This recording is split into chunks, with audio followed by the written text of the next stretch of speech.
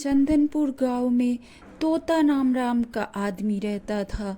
तोला राम अपनी भैंस के दूध निकाल कर और उसी गांव में बेचा करता था। उससे जो पैसे मिलता उसे गुजर बसर करता था। उसकी पत्नी हमेशा उसे ताना मारा करती, क्या ये थोड़े थोड़े दूध बेचकर चिंदी पैसे कमाते हो, जिससे मेरी कोई भी ज़रूरत का काम पूरा नहीं होता है। न कभी मैंने एक कपड़ा लिया है न जेवर लिया है। अरे भाग्यवान, जितना भी दूध बेचकर पैसा कमाता हूँ वो तो तुम्हें ही ला के देता हूँ, तोता राम कहता रहता। लेकिन उसकी पत्नी को उससे मन नहीं भरता था। तभी उसकी पत्नी कहने लगी, कुछ तो करो, तुम थोड़ा तो दूध में पानी मिलाकर बेचा करो। ऐसे तुम्हारे जैसे संत मैंने कभी नहीं देखा है। तुम ऐसा करते हो तो कहाँ से पैसा होगा। तोला राम वहाँ से निकल जाता है और वह दूध बेचने चला जाता है। दूध बेचकर वह शाम को अपने घर आता है तो देखता है उसके पत्नी की भाई घर आया हुआ है। वह कहता है, क्या जीजा जी, कैसे हैं आप।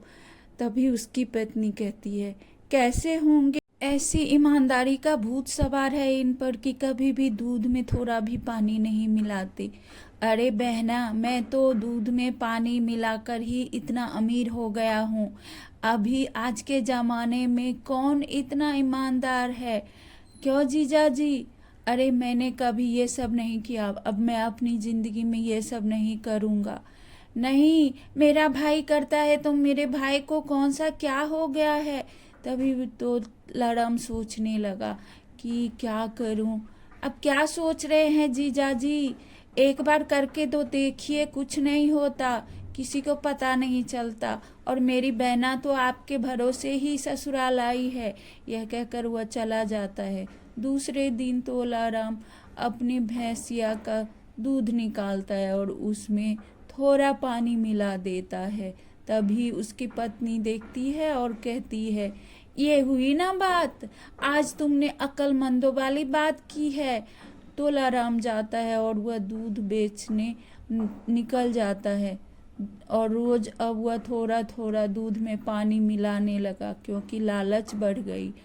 अब जो भी आता तोलाराम के घर तो कहने लगता, तोलाराम भैया, पहले जैसा आपके दूध में बात नहीं रही।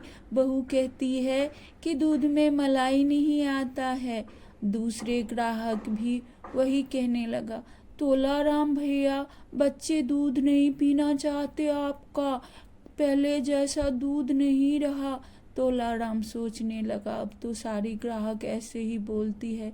घर आकर वह कहने लगा, सुनो, अब मैं दूध में पानी नहीं मिलाऊंगा, क्योंकि मैंने घर भी बना लिया और तुम्हारे लिए गहने जेवर भी ले लिए, इसीलिए अब मैं ईमानदारी से अच्छा दूध बेचूंगा।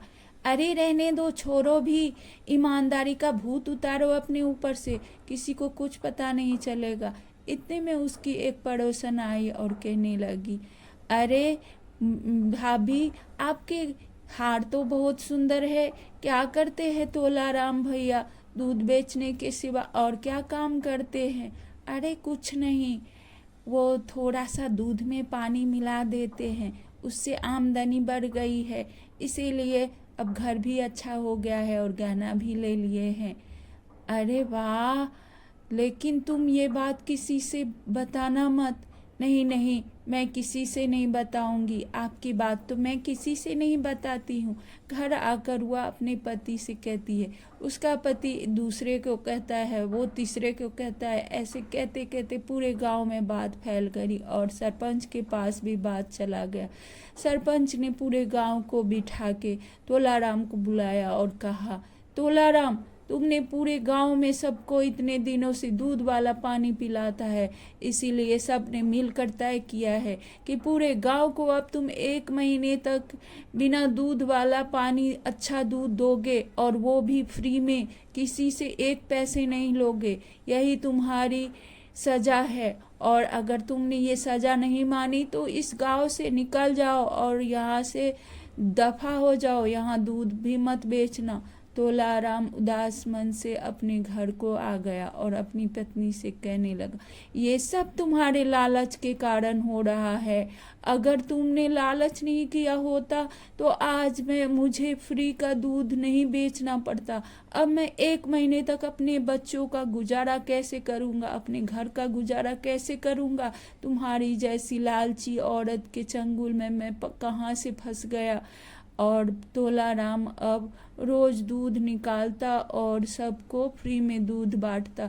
लेकिन गांव वाले ने अच्छा दूध मिलने से खुश होकर भोलाराम को पैसे देने लगे। और अब तोलाराम और उसकी पत्नी पश्चाताप करके अच्छा काम करने लगी। इसीलिए कभी